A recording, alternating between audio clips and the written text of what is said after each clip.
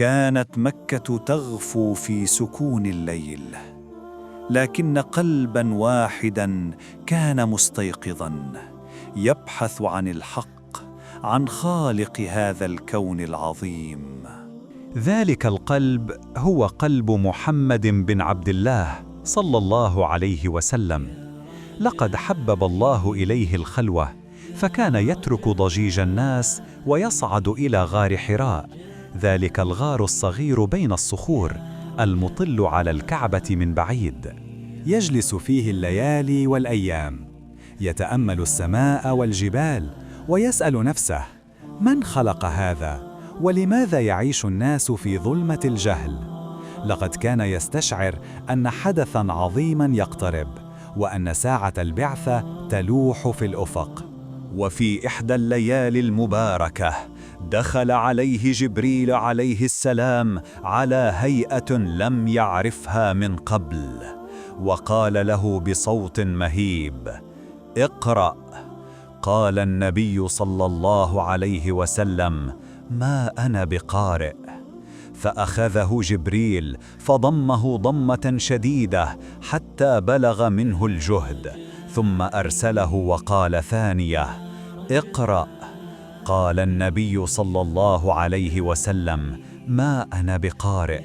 فأخذه الثالثة ثم أرسله وقال: اقرأ باسم ربك الذي خلق، خلق الإنسان من علق، اقرأ وربك الأكرم الذي علم بالقلم، علم الإنسان ما لم يعلم. ارتجف قلب النبي صلى الله عليه وسلم، ولم يدرك بعد أن هذه اللحظة هي بداية النور الذي سيبدد ظلام العالم. نزل من الجبل مسرعا يرتجف من هول ما رأى، حتى وصل إلى بيته وهو يقول: زملوني زملوني. فأخذته خديجة رضي الله عنها بحنان وطمأنينة وقالت له: كلا والله، لا يخزيك الله أبدا، إنك لتصل الرحم وتحمل الكل وتكسب المعدوم وتقري الضيف وتعين على نوائب الحق. ثم ذهبت به إلى ابن عمها ورقة بن نوفل، وكان شيخا قد قرأ الكتب. فلما سمع ما حدث قال له بثقة: هذا الناموس الذي نزل على موسى، يا ليتني فيها جذعا إذ يخرجك قومك. قال النبي صلى الله عليه وسلم متعجبا: أو مخرجيهم؟ قال ورقة: نعم، ما جاء أحد بمثل ما جئت به إلا عودي.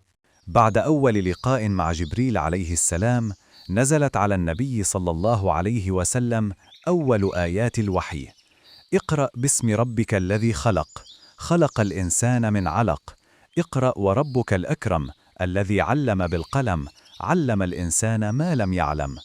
كانت هذه الكلمات العظيمة بداية الرسالة التي ستنير طريق البشرية، وهي لحظة من أشد اللحظات قداسة وطمأنينة في تاريخ البشرية. لقد كانت خديجة رضي الله عنها امرأة فاضلة صادقة كريمة، تحمي النبي صلى الله عليه بدعمها وإيمانها. كانت مثالاً للوفاء والحكمة والصبر، وساهمت بقوة في تمهيد الطريق لدعوة الإسلام منذ بدايتها. لقد كانت خديجة رضي الله عنها كانت بجانبه تمنحه الطمأنينة والشجاعة لتبدأ رحلة الدعوة المباركة خطوة بعد خطوة بصبر وإيمان. ومن هذه القصة العظيمة نتعلم أن من يخلص في طلب الحق يهديه الله إلى النور، وأن الصبر على لحظات الغموض والابتلاء طريق الأنبياء، وأن وجود من يساندنا بإيمان وحب كما فعلت خديجة رضي الله عنها يمنح القوة والثبات. فهكذا بدأ النور من غار صغير في جبل صامت إلى قلوب لا تزال حتى اليوم تتأمل كلمات الله وتنبض بالحق. هل أعجبتك هذه القصة؟ اشترك في القناة الآن، كن معنا في كل رحلة عبر الزمن، واستمتع بالقصص التي تهدئ القلب وتغذي الروح.